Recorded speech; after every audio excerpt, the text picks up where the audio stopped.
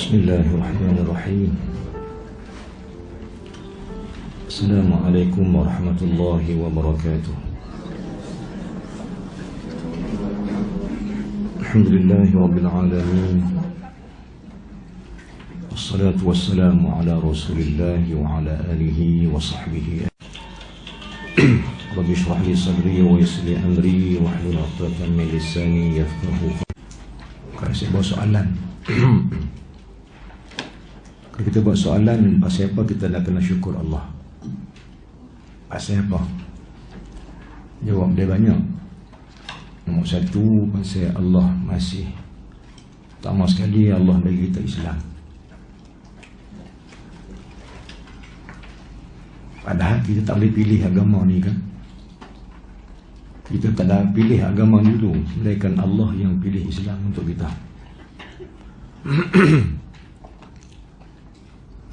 Islam bukan pilihan kita, tapi pilihan Allah untuk kita sekalian. Islam yang bermakna, tuan-tuan, apa makna Islam? Apa makna Islam, tuan-tuan? Ni benda pelik ni. Mulut buka semua tak bunyi. Benda pelik dalam dunia. Yang kedua belah, ke berapa belah?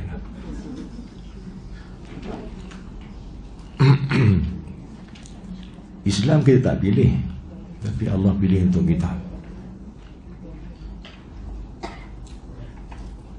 Di waktu mana Allah jadikan roh dan Allah ciptakan jasad, kita dipilih oleh Allah jadi Islam. Padahal ada orang yang jadi kafir, kita jadi Islam, alhamdulillah. Yang keduanya saya nak rengkar-rengkarkan. Yang keduanya kita syukur pada Allah sebab sampai hari ini kita dapat hidup lagi. Kita dapat hidup lagi, tuan-tuan. Di waktu ada orang lain, adik kita, saudara mara kita yang dah dijemput oleh Allah. Ikut bahasa kata gitu lah, yang dijemput oleh Allah dah balik dah lepas ni. Kita kalau bahasa kampung kita kena tunggu pecangok di dunia ni buat apa? Tunggu nak dijemput oleh Allah. Kita juga tunggu masa nak dijemput oleh Allah untuk balik pada dia. Pasal kita ni bukan hak siapa, kita hak Allah. Baik. Saya sebenarnya syukur yang ketiga yang saya nak masukkan ni, kita sihat lagi. Kan? Dapat hidup. Kedua, sihat lagi. Dan saya lah kurang sihat sikit. Semalam baru sampai daripada Kuala Lumpur tu, main-main ke Ustaz, tak singgah Pulau Pinang lagi pun. Tak singgah lagi. Balik daripada Selangor, ada program. Kurang sihat sikit, tapi tak apalah, sorang je. Sorang je, insyaAllah sagi ikut. Dia keluar pun tu. Dia keluar pun. Dia lama-lama ni, orang tua-tua ni, Injil lama ni dia. Injil lama kan, dia kena lama baru nak panas kan. Baik, tuan-tuan, puan-puan Allah sekalian, kita masih hidup lagi, alhamdulillah, dan kita masih sihat. Sihat kan ni? Sihat lah. Kalau tak sihat, tak main tak ikut lah. Sihat ada berapa bahagian sihat, tuan-tuan? Ada berapa bahagian yang sihat? Yang wajib sihat, 2. Zahir kena sihat, batin juga kena sihat. Tapi kesihatan yang paling benar ialah sihat dalam. Sihat dalam. Sebab saya percaya baru ni lah, bukan saya percaya apa, dan baru saya dibagi tahu. Ada satu orang, dia buat kesihatan, dia main buat rawatan kesihatan di pondok saya di Batu sana. Ramai lah yang pergi rawat dengan dia ni. Dia buat kajian, ada soalan dia tanya. Dia cek. Lepas tu ditulis itu, pakcik ni, makcik ni, luar ya tu, dalam mudah. Cerita lagu tu pula. Saya kata ini sudah bagus. Ini sudah bagus. Ini luar tua dalam muda. Kan? Pasal pada usia dalam tu. Dalam ni makna batin kita yang kita pelihara. Dalam kita yang kita, mungkin luar kita mungkinlah berubah lah kan. Tapi yang paling kena kita nasihat ni dalaman.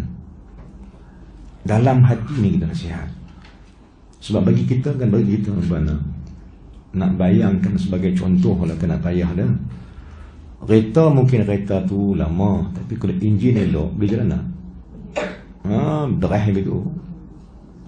Saya balik dari Kuala Lumpur, kemari singgah dekat Bukit Merah, tengok kereta lama-lama, patung, kereta bolu lama-lama kan. Boleh naik lagi tu. Pasal apa? Pasal enjin. Jadi nak abang kata manusia ni kalau dalaman dia elok, luaran dia mungkin kalau bahasa kata di mamak usia, luaran dia mungkin dah berkedut dan sebagainya, tapi dalaman, kalau dalaman eloklah kita. Sebab itu tuan-tuan perempuan sekalian, dalam banyak-banyak ilmu yang kita nak cari yang dipanggil ilmu manfaat, ialah ilmu menjaga hati.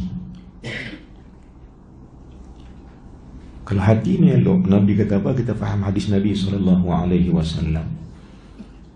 Kalau dalam diri kamu ada seketui darah, kalau darah tu elok, elok semua. Kalau darah tak elok, tak elok semua. Apa dia? Ala wahyal qalb. Itulah hati kamu. Kalau hati tu elok, elok lah. Baik. Jadi ilmu yang paling kita nak cari di akhir hayat, ilmu yang paling kita nak cari di akhir-akhir hidup yang mungkin berhenti bila-bila masa ni, ilmu yang paling kita nak rebun ialah ilmu jaga hati. Saya akan ulang balik banyak kali sebab benda penting. Soalan ni tuan-tuan saya bagi banyak tempat. Dan hari ni saya bagi sama soalan ni. Esok saya dah ceramah di satu tempat, dia minta saya kupas bab tu, saya bagi jawapan. Kali penindah tak jumpa mereka. Apa soalan kita? Soalan dia macam ni, nak mati, nak bawa apa pergi jumpa Allah? Allahu Akbar kan?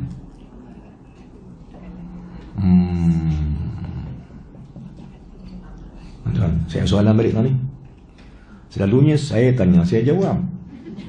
Tu syok sikit. Hari ni saya tanya, saya tak mau jawab. Merajuk lah. Merajuk lah, tak mau jawab lah. Jadi soalan saya tuan-tuan, nak mati, nak jumpa Allah, nak buat apa? Betul amalan? Betul amalan? Orang putih kata apa? Sure lah. Orang putih kata tu kita tak hati. Betul ke amalan?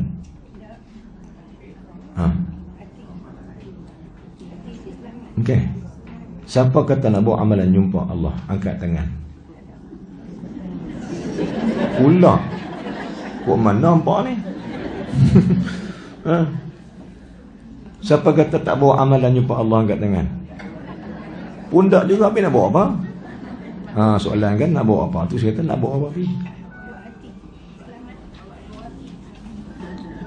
Yang ni yang kita nak faham sungguh-sungguh ni lah, kata ilmu yang paling manfaat. Yang sama saya tak mau simpan bab ni lah. Sebab saya rasa benda ni patut kita bincangkan sikit supaya manfaatnya banyak. Masa mungkin tak dan. Kan tak dan ni maknanya mungkin apa kita tak dan dah sebab masa isu rusak pun kita nak pergi mungkin.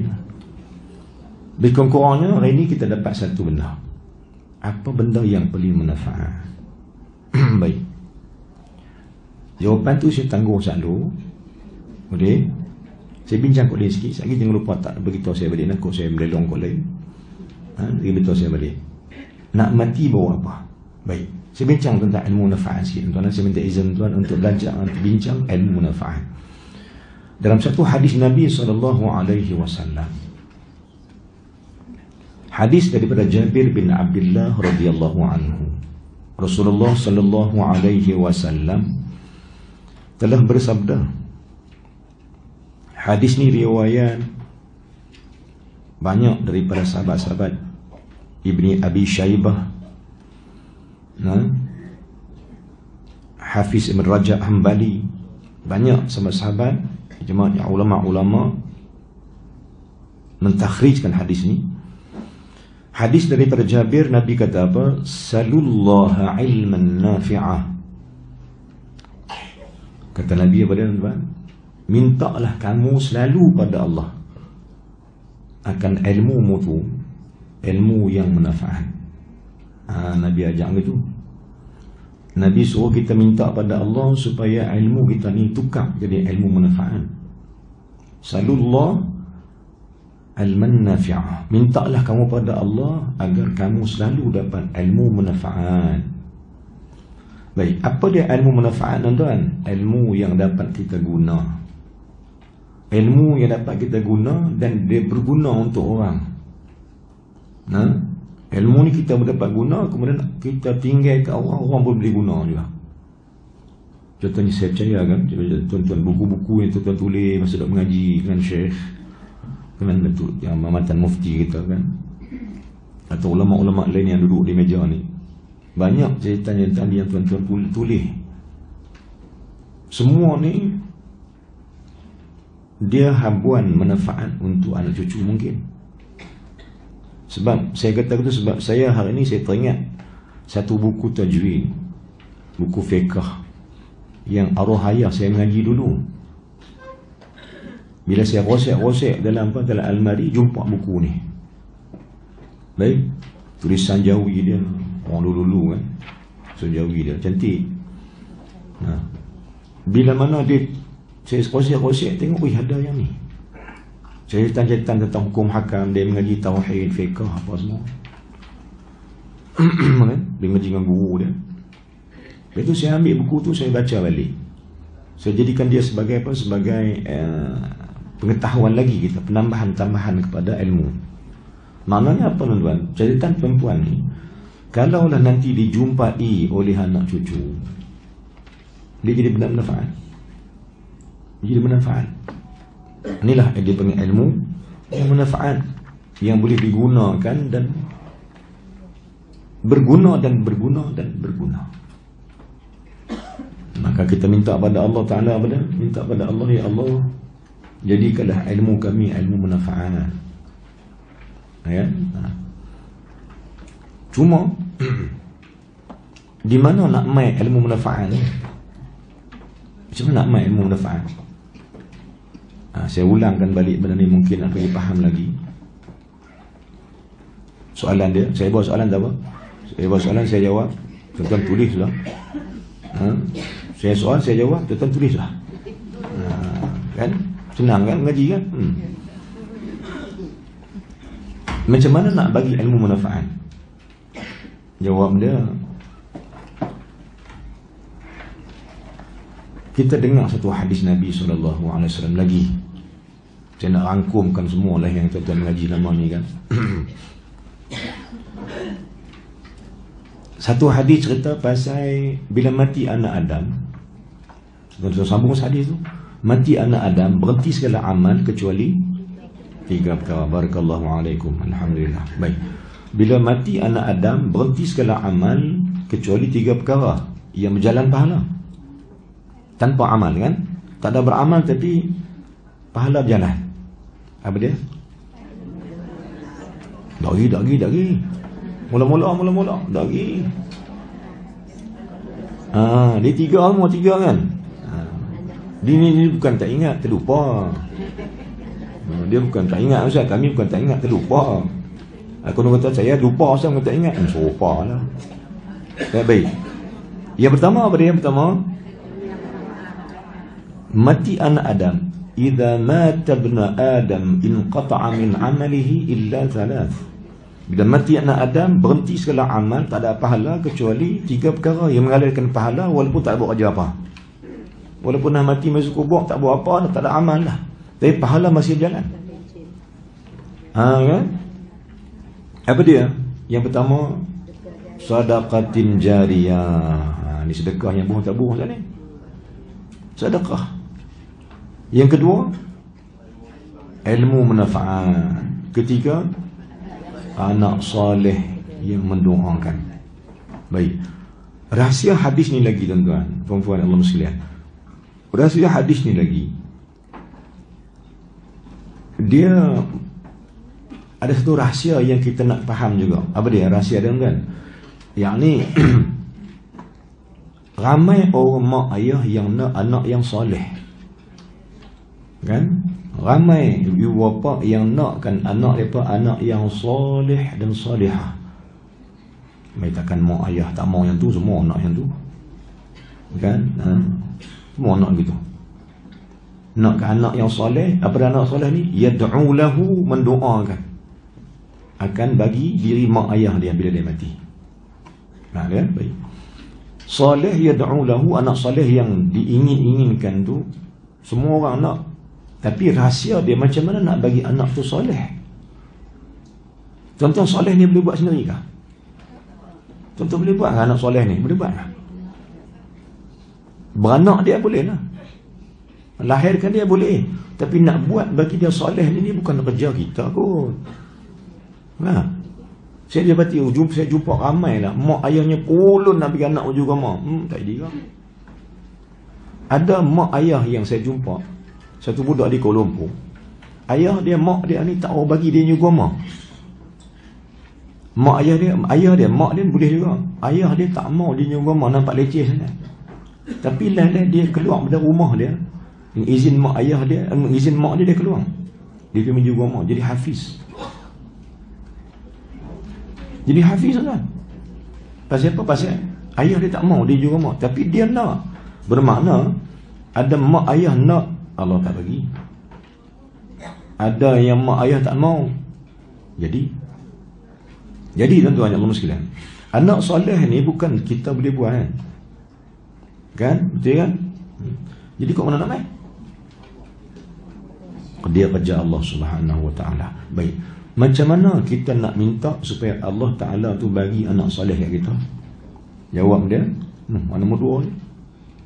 Sebelum tu dia tuan-tuan, kan tengok dia pegang 3 benda ni lah. Sedekah jariah, ilmu manfaat, anak soleh. Rupanya anak soleh ni tak main, dia takkan main kalau mak ayah tu tak pergi mengaji ilmu, tak keluar mengaji, tak jadi. Pasal rahsia hadis dia begitu. Lu tunggulah anak ni jadi anak soleh, tiba-tiba mak ayah tak pergi mengaji. Ada kuliah tak main, ada kuliah dekat masjid tak pergi. Yang lain dia pergi, yang lain dia pergi ngaji, ya tak pergi. Kan? Jadi jom kita faham balik nak. Ilmu manfaat ni, ilmu yang kita minta daripada Allah tadi, yang Nabi suruh minta tadi, duk minta ilmu manfaat ni, lama-lama Allah akan buat anak kita jadi anak yang soleh. Itu jalan cerita dia. Dia jadi gitu. Bila mana mak ayah dia tak mengaji ilmu manfaat, anak soleh tak main. Susah nak buat. Sebab tu kita minta mak ayah ni, bagi pihak saya sendiri kan, saya lebih tuju pada program saya banyak pada mak ayah. Sedangkan anak-anak ni saya bagi orang lain buat lah. Pasal apa? Pasal kita nak memberi kefahaman balik pada mak ayah ni. Jom kita sebagai orang tua yang ada apa, yang ada wawasan jauh untuk anak cucu, kita ngaji dulu. Soal tanya, satu lagi soalan saya tanya. Dalam usia muda dengan tua ni, anak kita dengan kita ni tuan-tuan, siapa yang paling wajib ngaji? Soalan apa ni? Rasanya di antara kita dengan anak cucu kita, siapa yang paling wajib ngaji? Siapa? Apa jawab ikut dan ni jawab. Bagi ada sebab kan. Pasal apa kita jadi wajib ngaji lagi tuan? Pasal apa?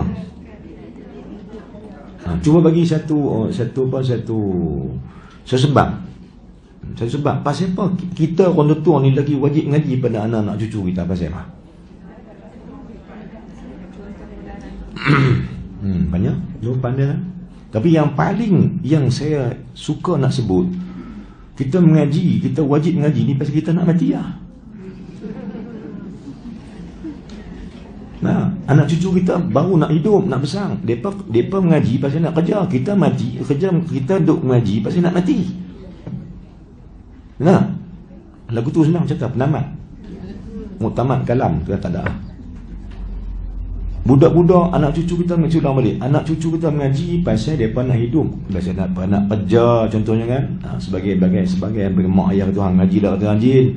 Nanti senang nak kerja. Kan tu. Maka kita pun hantar mereka pergi sekolah, menengah, sekolah universiti, semua hantar pergi. Pasal mereka mengaji sebab nak hidup.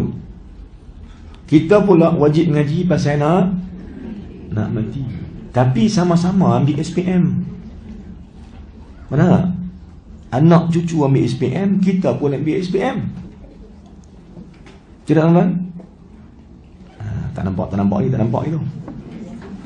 Anak cucu kita ambil sijil pendidikan sijil pelajaran Malaysia. Kita pula ambil sijil Padang Mahsyar. SPM juga. Tapi jawab ni kubur apa benda? Kau jawab depan Allah ni apa benda? Jom mengaji. Kan? Sebab tu sebagai pihak kita lagi wajib mengaji.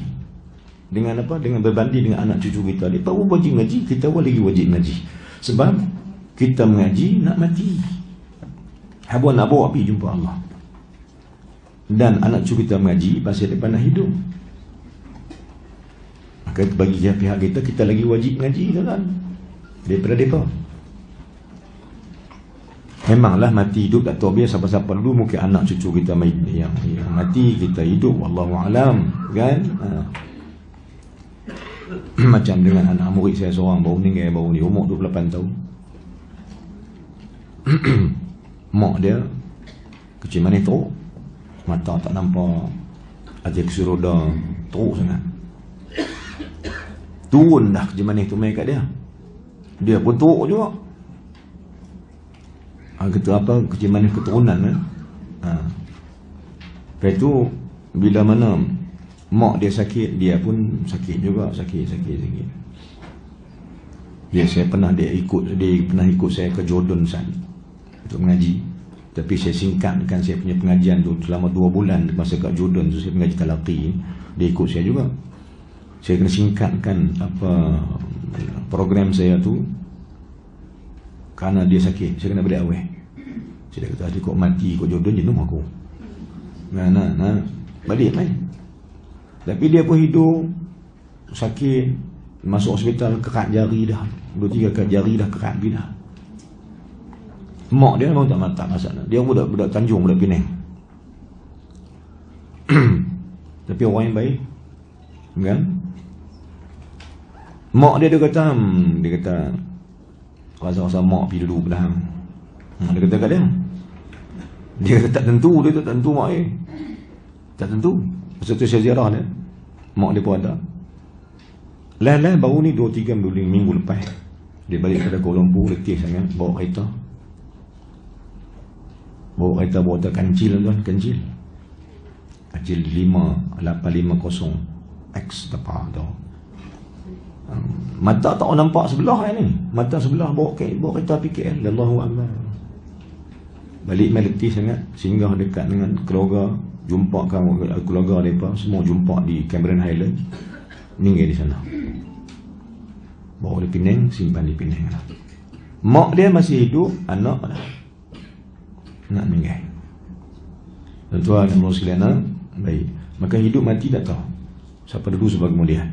Tapi yang pasti kita semua akan mati. Saya ulang balik, kalau anak-anak tu wajib mengaji, kita ada juga wajib mengaji pasal kita wajib mengaji pasal susah nak mati. Dan kita akan jawab SPM.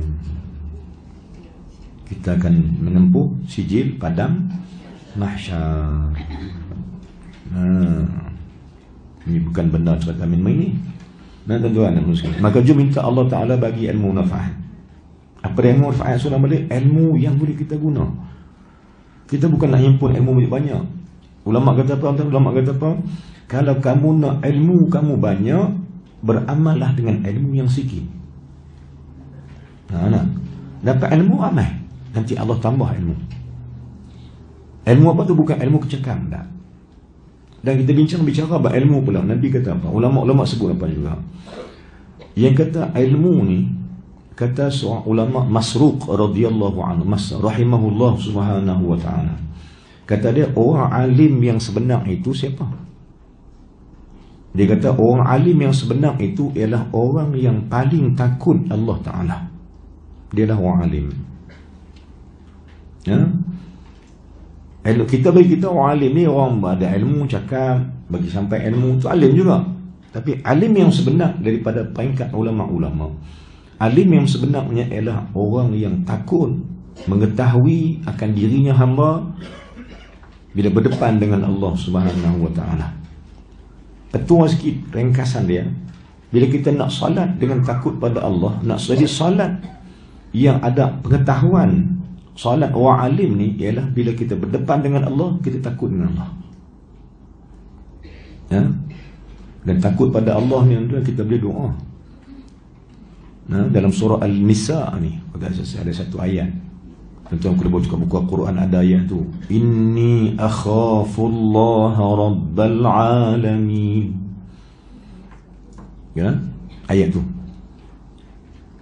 Syekh Fatani, ulama-ulama lain, khususnya Syekh Fatani lah, dia ada satu kitab yang saya baca di pondok Pokok Senang dulu, saya mengaji dulu kan, Jam'ul Fawaid, himpunan faedah-faedah ilmu manfaat, benda-benda faedah. Dia kata apa, banyaklah dalam kitab tu kan. Antara benda yang kita boleh buat ialah solat sunat. Solat sunat apa? Solat sunat hajat. Tuan-tuan buat solat hajat pasal apa? Saya tanya Abi ya. Tuan-tuan, boleh habaq sikit? Pasal apa buat solat hajat? Berhajat lah. Hajat apa? Macam-macam lah. Tu tak mau jawab. Tak mau jawab mana? Kena kata cerok tak mau jawab mana? Kita reti kata reti. Baik. Hajat yang paling dahsyat hajat apa? Ni yang kata Syekh Fatani, hajat yang paling dahsyat ialah hajat engkau supaya engkau takut sebenar dengan Allah. Buat solat hajat tu.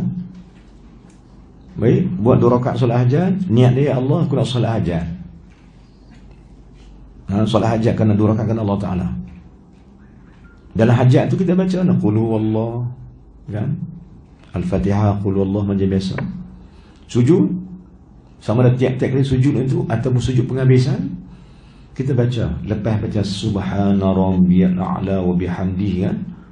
Kita boleh baca ayat Quran tadi, inni akhafullaha rabbal alamin. Ya Allah, sesungguhnya aku takut engkau ya Allah. Ya Allah, berilah aku takut engkau ya Allah. Bagilah aku takut engkau ya Allah. Bagilah aku takut engkau ya Allah ya Tuhanku. Itu solat hajat. Hajat apa? Hajat supaya kita takut Allah. Kita bimbang tak takut Allah ni, kita bimbang mana? Bila tak takut Allah, kita takut oleh mana? Kan? Bila tak takut Allah, dia ada 2 lah. Bila tak takut Tuhan, jadi takut hantu. Bila? Ni saja cerita. Bila kan? Bila tak takut Tuhan, dia takut hantu. Sebab apa? Cuba baca Tuhannya kali. Tuhan gimana Tuhan? Tuhan kan hantu. Sebab tu kalau takut Allah, supaya tidak ada hantu lagi yang merasuk diri. Kan? Orang yang kehilangan Allah, mudah syaitan rasuk. Orang yang tak ada Allah kat dia, orang yang bagi kita bahasakan kata kehilangan Allah. Kehilangan takut pada Allah ni, orang yang takut Allah, tak takut Allah ni lah, yang hilang Allah lah, yang macam-macam main kat dia. Tapi bila mana kita ada Allah Subhanahu wa ta'ala, baik, yang lain tak ada lah. Jadi jom kita buat solat, minta Allah, ya Allah kirimkan aku ni supaya aku takut engkau. Kerana orang yang paling takut Allah Subhanahu wa ta'ala, Nabi SAW, dan dia ajak kita begitu, takut hanya pada Allah. Ini yang kita nak cari. Ini yang kita duk cari. Sebab apa? Nak jawab saya soalan ni. Nak mati dan jumpa Allah juga. Nah, baik tuan-tuan Allah sekalian. Maka ilmu manfaat, ilmu yang menguntungkan. Anak soleh takkan mai jika sekiranya tak ada ilmu manfaat. Baik, jom cari ilmu manfaat dan minta supaya apa tuan? Supaya di akhir-akhir hayat kita nanti akan Allah hantar mai anak-anak kita jadi anak yang doa kat kita. Anak-anak yang apa yang buat baik kat kita. Kan? Memang harapan mak ayah gitulah, kena supaya mak anak-anak dia bantu dia kan. Tapi depa ni takkan jadi gitu jika sekiranya kita tak baik dengan Allah Subhanahu wa taala. Siapa baik dengan Allah, Allah akan hantar orang baik untuk dia. Nah, dia kenyataannya gitu. Siapa baik dengan Allah, maka Allah akan hantar orang-orang baik untuk dia. Sebab Allah berfirman, at-tayyibin lit-tayyibat. Orang lelaki yang baik untuk perempuan yang baik. Maknanya orang yang baik untuk orang yang baik, lelaki yang baik untuk lelaki yang baik, perempuan yang baik untuk lelaki yang baik. Tuan-tuan yang Allah sekalian. Baik. Ni tak masuk tajuk kita, ni tak masuk tajuk ni. Ni tak masuk tajuk lagi. Tak masuk tajuk ni. Baik. Yang kita nak cari ilmu manfaat. Anak soleh mai selepas ilmu manfaat. Sebab tu soalan balik, Nabi suruh sangat-sangat kita minta doa supaya ilmu manfaat. Kan tuan-tuan juga perempuan, tuan-tuan pernah mengaji, saya rasa mungkin insya-Allah. Doa yang Nabi rakamkan, yang Nabi sebutkan kepada isterinya Ummu Salamah radhiyallahu anha. Doa ni pagi-pagi hari doa. Doa ni pagi hari. Yang Ummu Salamah kata, Rasulullah ajak aku baca doa ni. Tiap-tiap pagi Nabi suruh aku baca doa ni. Nabi suruh minta 3 benda pagi-pagi hari. Ni kita masuk pagi lagi kan. Doa ni boleh baca waktu salat duha, boleh baca. Allahumma inni as'aluka ilman nafi'ah. Yang kedua, wa rizqan halalan tayyibah. Yang ketiga, wa amalan mutaqabbalah. 3 benda Nabi suruh ajar. Nabi suruh baca. Baik, nak baca subuh tadi pun boleh. Lepas subuh boleh baca. Kemudian duha pun boleh baca. La boleh baca. Ummu Salamah kata Nabi ajak aku baca doa ni. Allahumma inni as'aluka ilman nafi'ah. Ya Allah, aku mohon pada Engkau ya Allah agar berikan aku ilmu manfaat. Satu. Yang kedua, ya Allah, rezekikan aku rezeki yang rizqan tayyiban, halalan tayyiban. Rezeki yang baik lagi halal. Mana kan? Bukan rezeki halal saja tuan-tuan. Nabi tak ajak cari halal saja. Nabi ajak hak baik. Hak baik ni mana? Hak baik ni kita boleh faham juga. Hak baik mana? Hak mahal ya. Hak mahal. Kan? Rezeki yang halal lagi baik. Baik ni mana? Yang kualiti. Nabi ajak ke tu. Bila rahsia dia, bila kita nak makan hak benda kualiti, cara tak langsung Islam ajak kita dia orang kaya. Islam ajak kita dia orang kaya yang mengkayakan orang lain sama. Ni maksud dia. Bukan kaya seorang-seorang dah. Kita kayakan orang lain sama. Kita bagilah satu peruntukan untuk orang lain dapat makan sama, contohnya keluarga kita dapat makan sama elok-elok. Baik. Rezeki yang halal lagi baik. Nombor 2. Yang ketiga, doa Nabi yang ketiga, yang Nabi ajak kita pada doa supaya amal kita diterima Allah. Amalan mutaqabbala, ya Allah, terimalah amal-amal aku ini. Amal yang diterima. Kita bimbang tak? Amal tak terima. Amal tak terima, kita bimbang tak? Dan ciri-ciri, antara ciri orang beriman, tuan-tuan, antara ciri orang yang beriman pada Allah ialah dia amat bimbang. Orang beriman ni amat bimbang jika sekiranya amalnya Allah tak terima. Ini ciri orang beramal, orang beriman. Dia bimbang sungguh tuan-tuan. Dan kita pun sama juga. Kita bimbang lah amal kita dah Allah tak terima. Siapa kita bimbang? Dah lah pahala kita tak banyak mana pun. Kan? Mungkin pahala kita banyak mana. Tiba-tiba buat Allah tak terima pula, na'udzubillah min dzalik. Rugi. Sebab Allah tak terima ni, na'udzubillah min dzalik. Jadi kita duk usaha nak bagi Allah terima. Baik. Soalan dia, amal Allah terima kena ada 3 benda utama. Saya jelas nama-nama pun saya abang siap ni. Kan? Nak bagi Allah terima amal kita ni, dia ada 3 benda paling utama. Nombor 1, ilmu. Buat amal tak ada ilmu, Allah tak terima. Itu pendapat ulama mu'tamad. Yang kedua, amal Allah terima nombor 2 ialah bila mana amal itu ada niat yang betul. Niat yang niat sahihah. Allah terima. Pertama kena ada ilmu. Tuan-tuan buat sekalian, kita nak solat, macam mana tak ada ilmu kita boleh solat, tuan-tuan? Macam mana dapat boleh buat solat tu tak ada ilmu? Contoh senang je, contoh.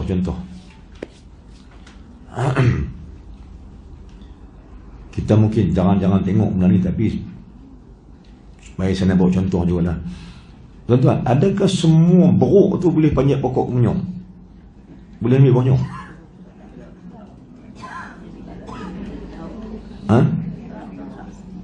Tak semua kan?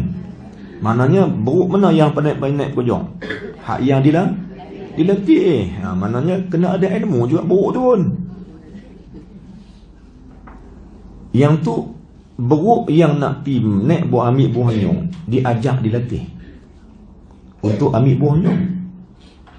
Tambah-tambah kita pula bukan ambil buah nyong kan? Kita nak ambil redha Allah dalam amalan. Takkan tak ada ilmu? Mustahil, mana boleh ibadat tak ada ilmu. Sedangkan beruk yang kita nak ambil buah suruh menyok pun kena ajak dia. Kalau suruh beruk biasa naik pergi buah nyok, dia naik terkah hati dia seorang, kita ngangar di bawah. Nah, beruk yang tak reti pasal tak ada ilmu nak petik buah. Nah, jadi kita kena faham balik, ibadat yang kita nak buat pada Allah tak ada ilmu, mana boleh jadi. Baik. Dalam solat, contohnya dalam solat ilmu apa yang mula-mula kena ada?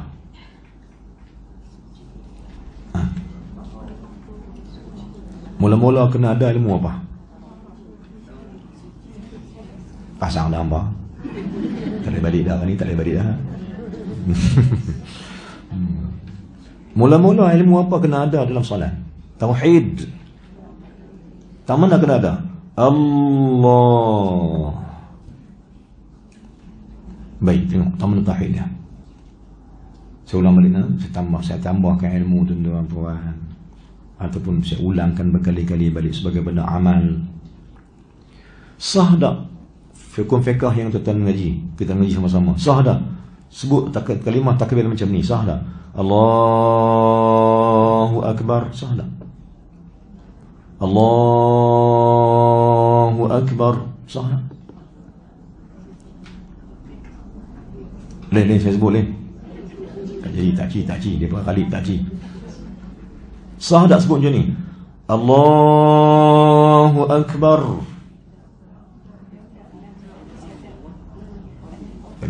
Allahu Akbar. Sah tak? Pasal apa tak sah? Abang mai saya babi. Pasal apa tak sah? Pasal Syekh Fatani, ulama-ulama sewajar kita, seluruh jemaah kita ajak kita solat takbir ihram mesti ada sabdu syaddah tu. Kena melekat, kena tahan bunyi Allah baru sah. Kan? Maka takbir Allahu Akbar tak sah. Tak sah sembahyang tu. Dia kena Allah melekat sekadar melekat yang ditahan sekadar Allah.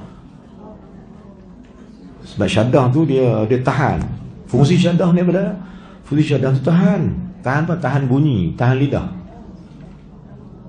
Nah, kan? Kalau ditakbir Allahu Akbar, Allahu Akbar, Allahu Akbar, itu dia tak tahan. Dia tak lekat. Takbir yang lain boleh gegah lagi lah. Tapi kata takbir ihram ni eloknya yang paling bukan kena wajib gitu. Bukan panjang salah, Allah lagi salah pula. Dia kena tahan terus. Allahu Akbar. Gitu kan. Baik. Pasal apa syaddah tu kena ada? Pasal apa syaddah tu kena ada? Soalan tadi. Tu tauhid. Pasal apa syaddah ni kena ada? Pasal tauhid apa dia? Baik tuan-tuan. Tahan nak. Cuba sebut tahan nak. Baik. Lidah tu tahu mana? Lidah tersandar. Ke langit. Langit. Ada langit. Lidah terangkat mengenai langit-langit hadapan Allah. Baik. Apa rahsia dia? Rahsia dia ialah tauhid. Apa dia tuan? Ialah rahsia dia. Engkau sandarkan segalanya pada Allah. Tawakal, serah diri, semua benda sandar dekat dia. Semua kat dia. Itu pun solat. Solat ajak kita serah diri pada Allah. Solat ajak kita sandar pada Allah semua urusan. Wa ilallahi turja'ul umur. Dan dikembalikan semua perkara-perkara pada Allah Ta'ala. Balik kepada Allah. Lepas tu bila baca kalimah Allah tak mana-mana pun dalam Quran sebut itulah. Baik. Dan saya syorkan kata saya tahu perempuan rajin baca Quran, bila jumpa kalimah Allah tetap suruh berhenti ke sambung. Jumpa kalimah Allah berhenti ke sambung. Jumpa kalimah Allah, kalau sekarang Quran dia ada merah tu kan, Quran tu merah tu kan, kita baca tu berhenti ke sambung. Suka berhenti ke suka sambung? Suka berhenti. Ada suka sambung. Baik, saya jelaskan. Kata Nabi SAW, saya ambil dalam kitab Al-Jawharul Mawwud wa Munabbihatil Qulub dalam bab La ilaha illallah. Nabi kata, barang siapa yang membaca akan kalimah Allah atau dia membaca kalimah La ilaha illallah dengan dimadkan, dimad maka dipanjangkan, La ilaha illallah. Dia suka baca betul contohnya. Maka kalimah zikir ataupun kalimah yang disebut tadi, kalimah Allah yang dipanjang-panjangkan, sesungguhnya Nabi kata siapa yang rajin berzikir dengan kalimah ini, panjang-panjang kalimah Allah, maka Nabi kata akan hilang daripadanya 4,000 dosa. Allahu Akbar. Untung sungguh orang baca Quran ni. Tambah-tambah pula jumpa kalimah Allah dia berhenti. Innallah. Ulang balik. Innallaha ala kulli syai'in qadir. Contohnya baca gitu kan. Jumpa kalimah Allah dia berhenti dulu. Innallah. Dipanjangkan. Dengan harapan ya Allah ampun dosaku ya Allah. Nabi kata kalau hamba baca lagu tu, Allah ampun dosa hanya 4,000 dosa.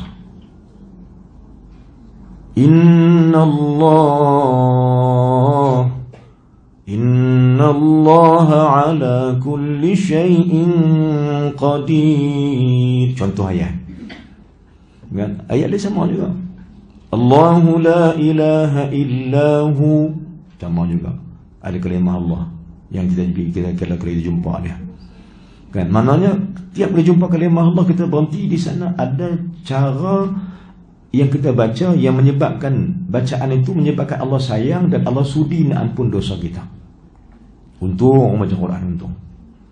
Kerana banyak kalimah Allah ni dalam muka surat yang kita baca tu, tuan-tuan, saya suka juga kalau baca Quran yang apa yang ada kalimah Allah merah tu kan. Ada Quran gitu kan. Setengah tu dia tak ada, tapi setengah tu ada. Saya suka juga sebab kita nak kira rupanya kalimah Allah dah dalam semuka. Dan kalau sahabat-sahabat rajin, saya beri ajar. Mau? Mau? Mau kan? Lagi pahala ni. Mau? Cari Quran yang ada kalimah Allah merah-merah tu. Tiap-tiap hari baca. Cuba cari berapa banyak kalimah Allah yang ada dalam Quran. Muka surat ni ada banyak mana kosong mana campur sampai habis tu muka satu Quran juga ada banyak mana kalimah Allah yang telah kita baca, yang telah kita sebutkan, yang mana satu kalimah Allah yang kita bacakan panjang-panjang ni, dia mampu jika sekiranya dengan izin Allah mampu untuk menghilangkan 4,000 dosa. Kalau satu kalimah Allah 4,000, bayangkan kalau dalam kalimah Allah tu ada 10,000 kalimah Allah. Maknanya kemungkinan satu kepastian bahawa Allah akan ampun dosa kita yang dulu sampai mati kita ni. Pasal kita duduk cari jalan nak bagi Allah ampun dosa. Dan kita ni hamba berdosa kan. Kita ni hamba yang banyak dosa. Jadi antara cara Allah nak minta Allah ampun dosa ni, saya ulang balik, ni ilmu manfaat. Ya, nak minta Nabi Allah minta ampun dosa kita ni cara dia. Baca Al-Quran, cari kalimah Allah, berhenti dan madkan dia, panjang. Sebab saya nak tinggalkan ilmu macam ni, kita nak bagi siap-siap untuk kita amal ya. Jangan baca Quran saja lah. Bukan baca Quran tu pasal sedap lagu, boleh juga sedap lagu. Tuan-tuan baca Quran lagu apa?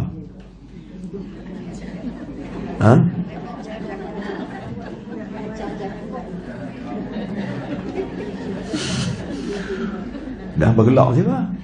Orang tanya ya. Tak tahu lagu. Saya ni belajar juga lagu.